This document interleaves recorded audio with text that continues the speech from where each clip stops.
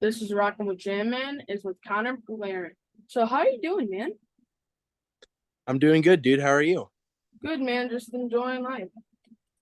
Yeah, it's we're in the dog days of summer, that's for sure. My summer's not going so well. Like it's pretty cloudy over here. Oh, really? Where are you based out of? Buffalo. Oh, okay. Yeah. I'm in Indiana, so it's been Oh, really muggy. so for Yeah. those who are watching and unfamiliar with you, can you tell me all about yourself? Yeah. I'm a 21-year-old singer-songwriter based out of Indiana. Um I play around Indianapolis and Bloomington, but I've been playing around the Midwest a lot.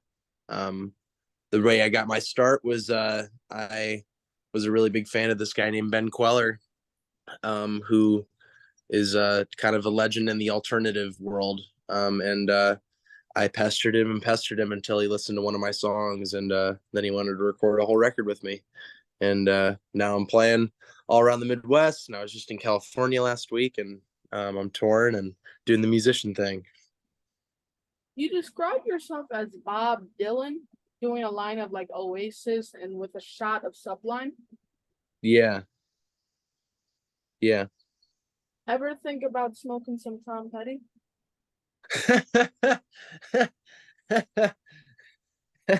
uh, I have a couple times. Yeah, I love. I mean, I love me some Tom Petty. He. I never got to see him though, unfortunately, but I love his music. That was a good one, man. What influenced you? To like start making music. Yeah. Yeah. Well, Ben Queller was a big influence on me. I heard his debut record, Sha Sha, and really fell in love with that. Um, Bob Dylan was a huge influence on me. My dad used to play guitar for me before I would go to sleep, and he played like Bob Marley songs and Jimmy Buffett songs on an acoustic guitar. And he used to make me mixes of like Revolver and Rubber Soul and like Help by the Beatles and like Dylan records. I used to listen to Blood on the Tracks all the time, and I'm a huge fan of Todd Snyder, who's like this storytelling folk musician. He's a lot like John Prine, and yeah. I didn't really pick up the guitar until I was 17, though, probably. And my brother was a big influence on me as well. My younger brother, he started playing guitar when he was like 8 or 9, and he was always playing since I could remember. And he had such a passion for music, and eventually, I figured out that I had that myself, and saw how freeing and liberating it was for him, and followed his step. Your upcoming single is Candy Rain, right? Yeah. Yep. Can you tell me about this track? Yeah. I was walking past my younger brother's room, Alec, and he was playing this guitar part, and it kind of stopped me in my tracks. And I went into his room, and we hadn't really been talking for a couple months at that point. Um, we get in fights every once in a while, and we were not really hanging out very much, or thinking very highly of each other. But I heard him play this guitar part, and I went in there and I was like, "Man, did you write that?" And he said, "Yeah, I just came up with it." And I was like, "Well, we have to write a song to it right now." And he fought me on that, but eventually he sat down to write that song with me. And at that time, a kid in my town had recently like passed away of a fentanyl overdose due to taking Xanax and having a pill addiction, I think. And I didn't know him personally, but it affected the community quite a bit. And it just felt right to write about a pill head. And eventually that just kind of turned into escaping, instead of being about uh, drugs. And yeah, I love that song. When we play it live, people sing it louder than I can sing it most of the time, which is really cool. And is this just the Wet Our Beaks before full length comes out? Actually, it's the last single off of a full length album. Yeah, the album's called Innocence. What did you ever think about quitting during the lockdown? Yeah. Oh yeah, definitely. Um, I tried to make this record, my debut record, Innocence, right before the lockdown started. I was about to release it. Um, and then once lockdown happened, I scrapped the whole record and redid it again. And no, I definitely thought about it. COVID was a dark time where, at least in my case, I don't know about you. Um, not about me actually.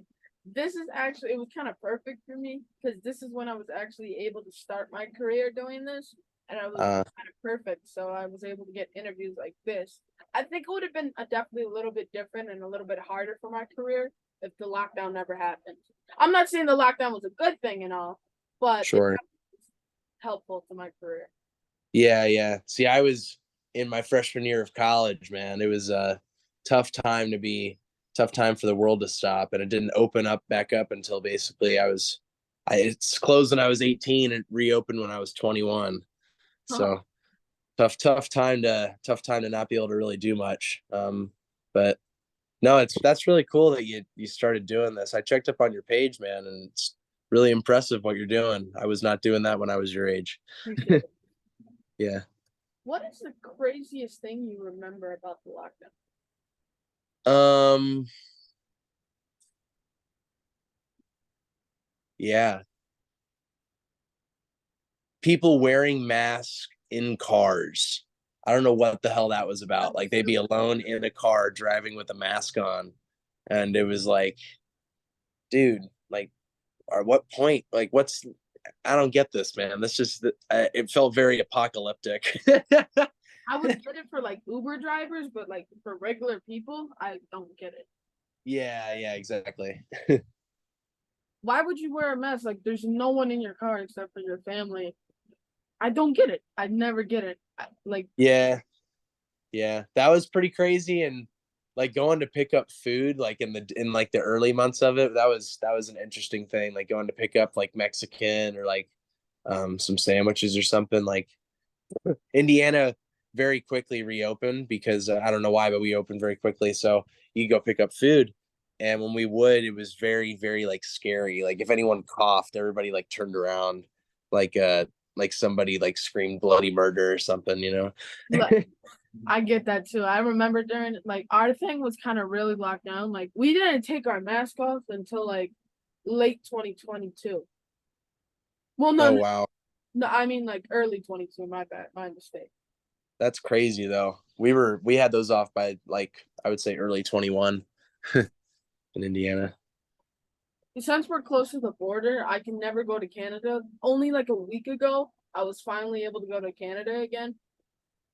My state was hell bent on getting the vaccine. Like I like they really wanted me to get the vaccine, but luckily I was a child, so I didn't have to. But like Yeah. it was just like get the vaccine and stuff. Yeah, yeah, it was a very political time for sure. It was very interesting. I don't know yeah, that was very I don't I hope we never have to go through that again. That's the way I'll put I hope. Tell me about your weed fund. it. Yeah. Um I was busking outside of other people's shows last summer. I like followed the Dead around, the Grateful Dead, and I followed Ben Folds around and this band called Guster and a bunch of other people like Michael Franti. He wrote that song, That's the Sound of Sunshine. Um, and we originally went out with like a tip jar, but that wasn't really like it was doing all right. But like people were just like, oh, there's buskers. But then we went out there with this box that I painted green that said Weed Fund on it, and that did a lot better for making some tips and like getting people's attention. And then we made stickers that was like a joint that smoked into a QR code, and the QR code took you to my music. Um, and I got a bunch of fans from that. And then we started giving out T-shirts. Um, that was so much fun. We would run into these like absolutely belligerently drunk people that would like ask us to play songs that we couldn't play and offer us hundreds of dollars for it. And then we would just like tell them to screw off. And then it was totally cool because we'd never see them again. um, and security was always trying to kick us out. It felt very rock and roll. Your career is gonna go through the roof when you actually get some pot. It's gonna go crazy. Yeah, yeah, right. Exactly. That's the hope. Um, What do That's funny. you think about AI? Um, like relative to music, you're saying, or just in general? Both. Yeah. Um, in music, I'm not too worried about it. I could see it blurring the lines of like what's creative or just like blurring. I could see it screwing up some stuff and complicating people's careers, but I don't think it'll affect like it's gonna put everything and stop it in its tracks. Because in order for AI to beat humans at music, they have to be able to create something that shocks humans. And AI can replicate right now, but it can't create something original, which is what you need if you're a musician. Um, I think at least. And then on the AI side, just in general, I am very worried about deep fake stuff. I think that's going to be a problem very, very soon. Um, and I am worried that a lot of people are just not going to have a reason to work very soon. And I'm talking like radiologists, um, and some people with high level jobs are not going to have them. I think very soon, and I'm pretty scared to see what that does to the market. But I think more than anything, we're losing the line between true and false, and that's probably the scariest part. Is I don't think anyone really has thought about the fact that we know we can distort reality, but should we? I guess and that's what AI has the power to do.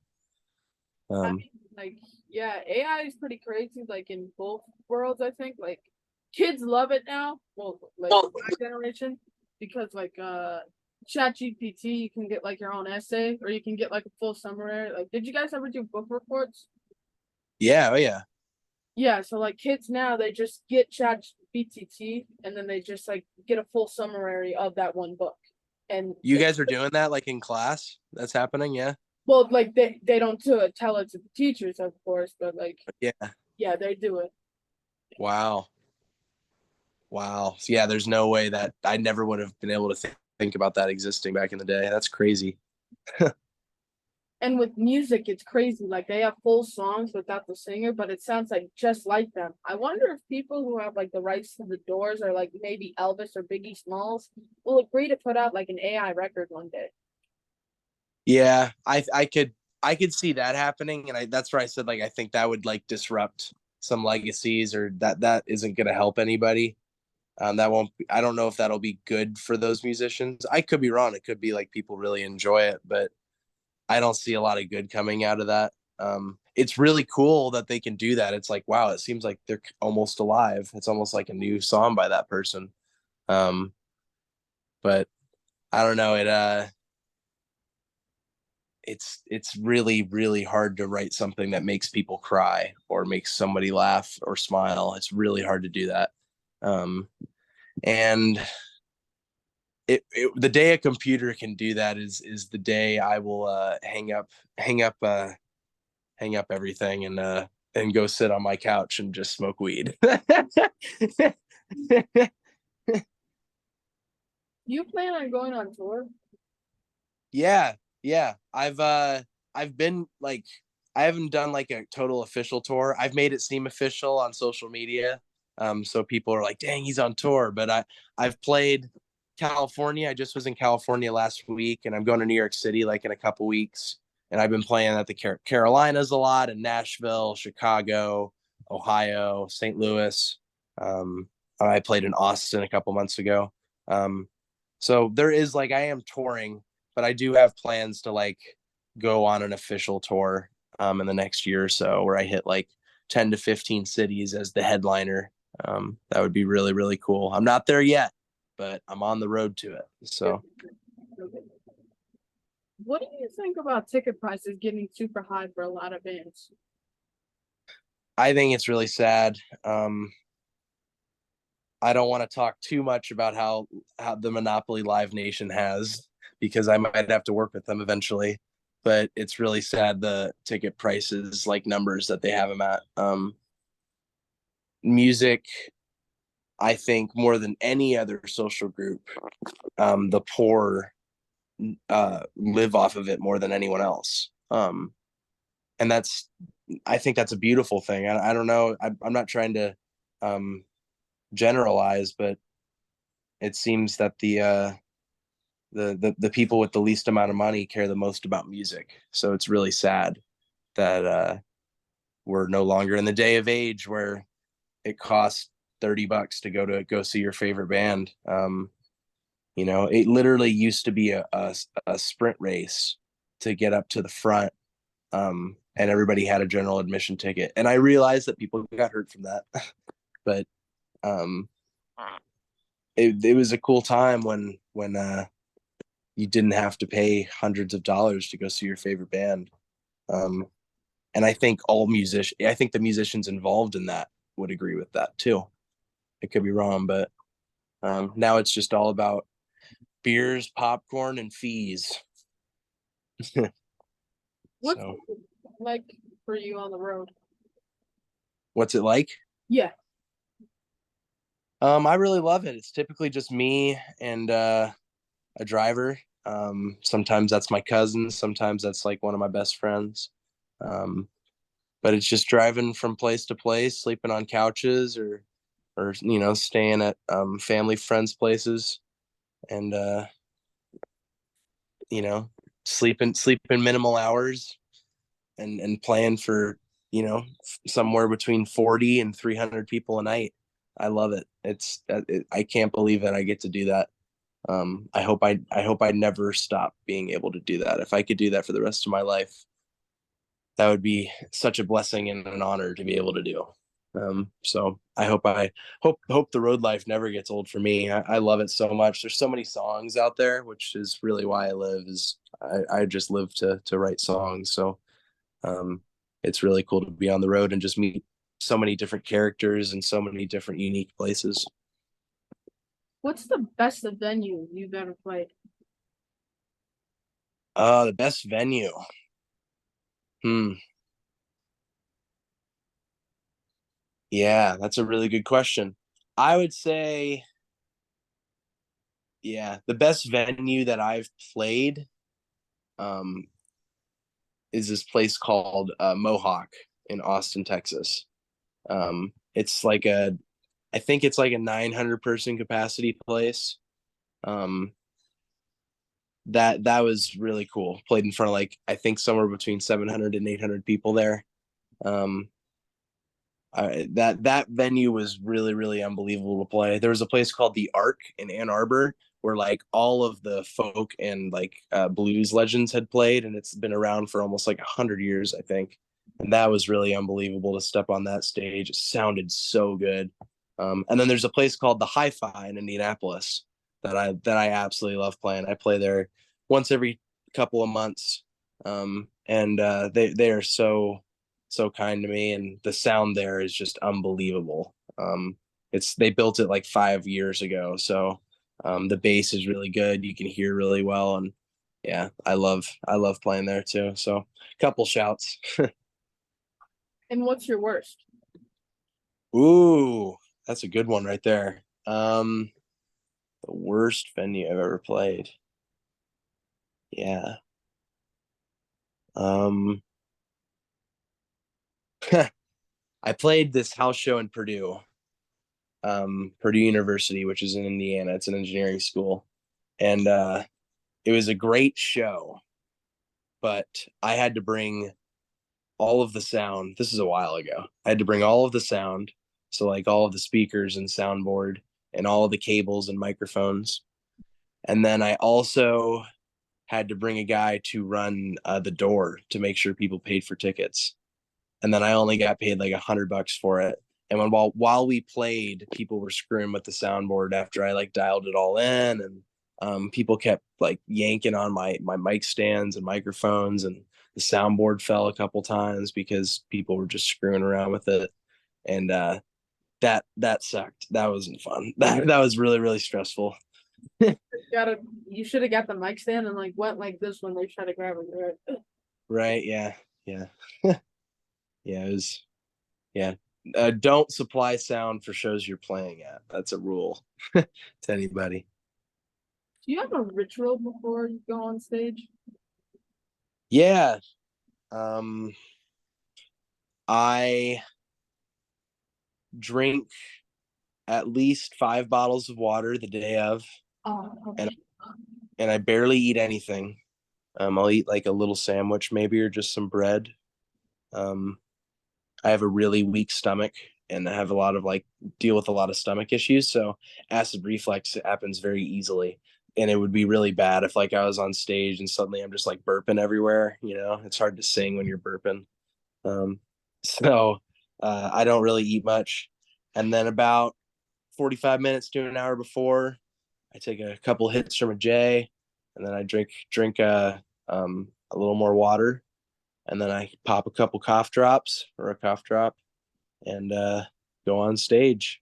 Um, Typically, the band goes on before me, and I give myself a second to. I typically I get this thing I like to call the nervous peas, where like I have to pee a lot before a show instead of like just peeing once and having it be a lot of pee. It's like several pees and they're short. So I'll like have to pee like right before I go on stage, like without a doubt, every single time. I call it the nervous peas. I think I'm gonna start a band one day called the Nervous Peas. I think that's a great band name. But and then I go on stage and um, absolutely shred like Ozzy Osbourne. You know. What is your favorite memory from playing the show? Ah, um, my favorite memory is I went from busking to I played a house show in front of like a little under 100 people and played almost all of my original music. And then I played the same place like 2 weeks later and like double the amount of people showed up. So like almost 200. And then the next time I played, and we played the same songs again, and people really liked when I played the originals. And then the next time I played, there was like somewhere between 300 and 400 people there. And when I went on stage, it I started singing my songs and I couldn't hear myself over the crowd. Um, and that was a really special moment. I really surreal moment. Um, just after only playing the songs like 3 times and they weren't even out, and the crowd's singing the words back to me, which is something I always was dreamed about happening. What is your worst? Um,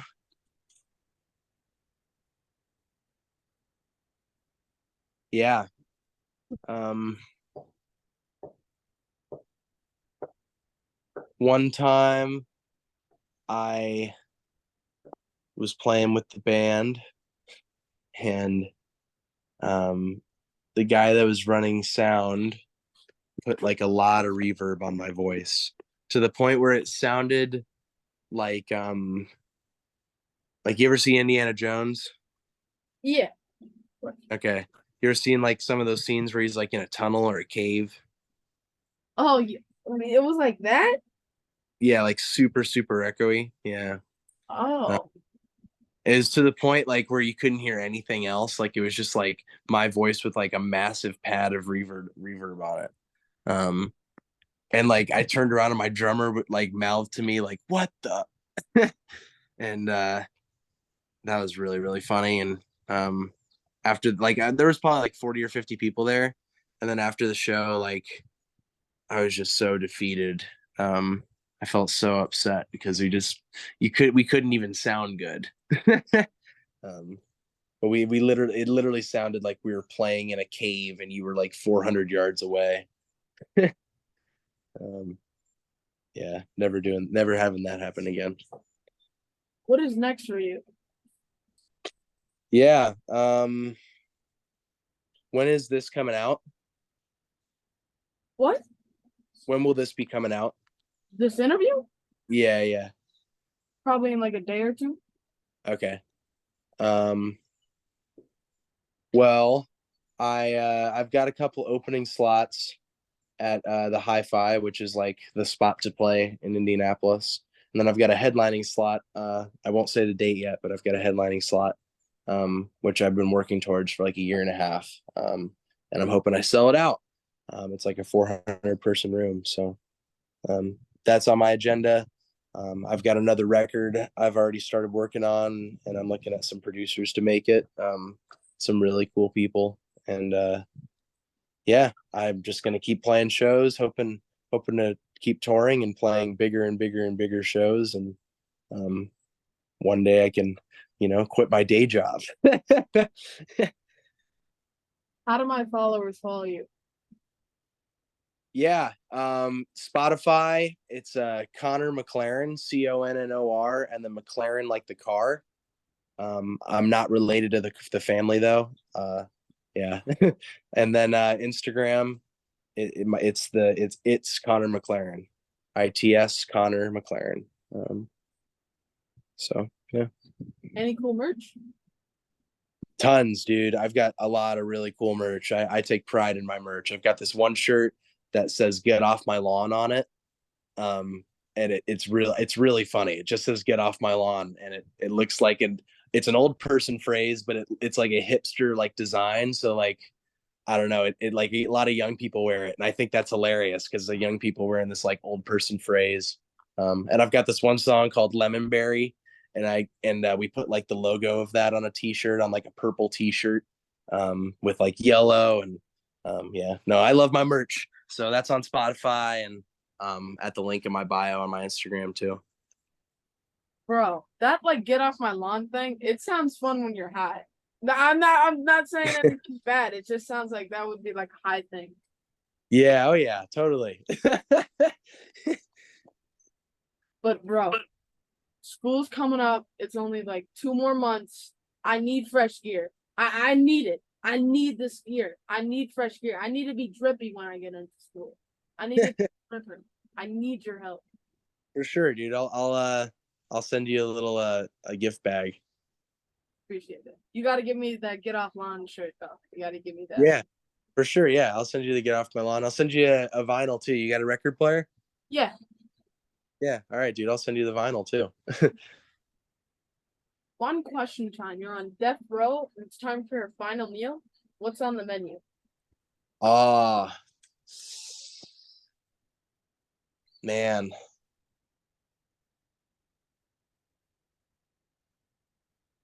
Hmm.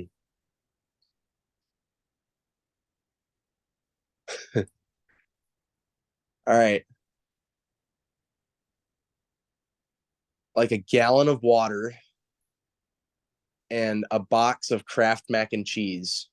And I'm gonna throw out the powder, and then I'm gonna swallow all of the mac.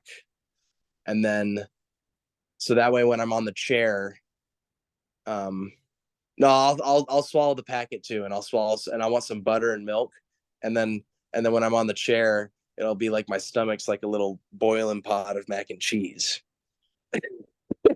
Oh, are you high right now? Be honest. No, I'm not. I'm like, not even to be mean. Like, you promise. You promise. Yeah, I promise. I promise you, dude. Swear to God. Yeah, Swear to yeah. God. I swear to God. Okay, like, like, that's one of the most. That's an exotic one. That's an exotic answer right there. I've never Isn't had. that though? Wouldn't that be great? So you want like when you die in the electric chair, so you want to go out in the electric chair. Yeah. Just like want like mac and cheese just coming out of your holes or something. Yeah, wouldn't it be great if like the pic like I don't know, the obituary picture is just like you're just like there and there's just like mac and cheese just like coming out of your mouth. Bro, you got it. Yeah. No, like no. Good answer though. That's a really good answer. My first one of those answers. I mean, sure, you might have a gross death. Who knows? Just like Yeah. Yeah. No, I mean it should be memorable, everything, right? if you could have any superpower, what would you choose? Ooh. Hmm.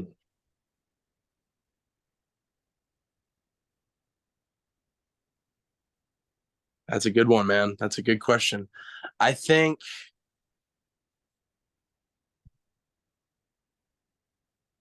I think I'd want the ability to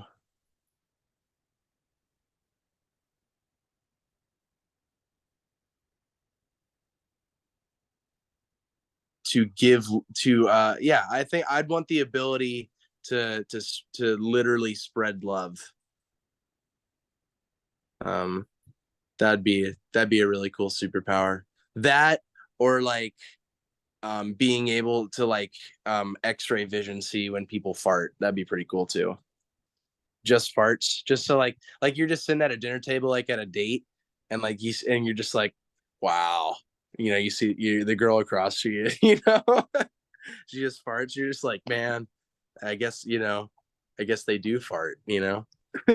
That or just having the ability to literally spread love. Ooh, cool answer.